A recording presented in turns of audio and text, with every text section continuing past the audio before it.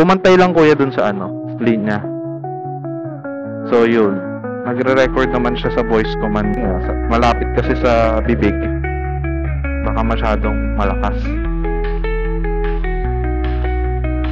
Ayan, okay na. Tap nung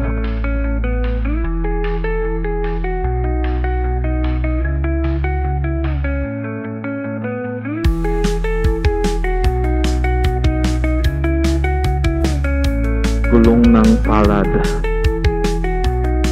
Try natin kung kasya pa tayo dun. Ay, hindi.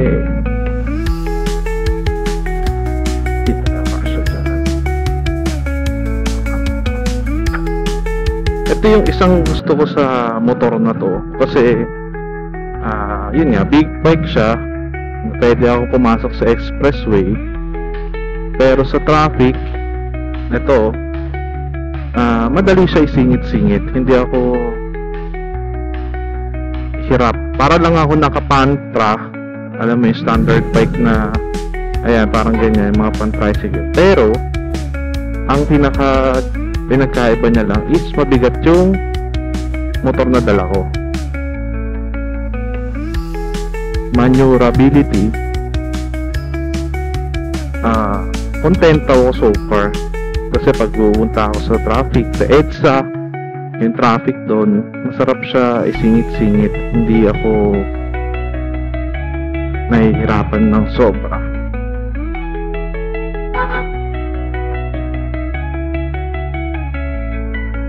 Yun na. Ayan, pag ganyan mga tigil-tigil, mabigat kasi. So,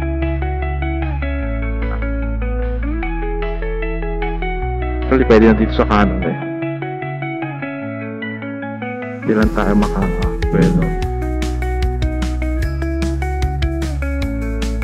Ay, kasi ang trip eh.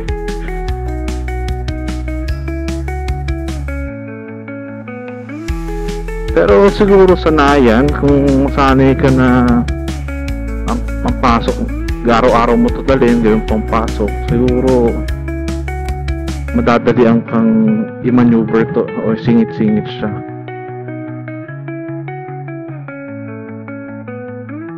Lalo ngayong Burmans,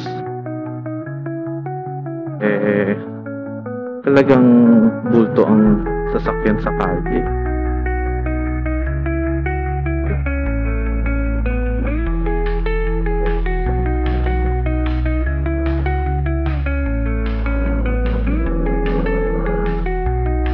Mamote mode, bagal eh.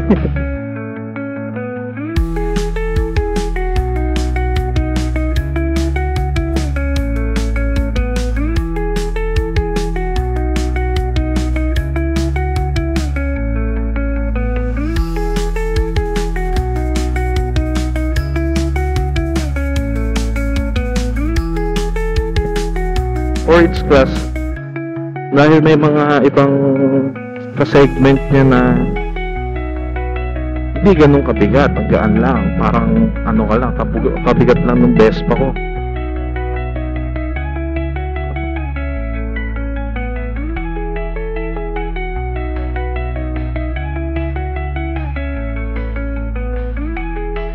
Kaya huwag mo na pilitin, Pops.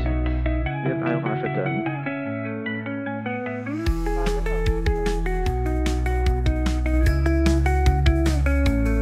Ayun no, may nalusutan siya.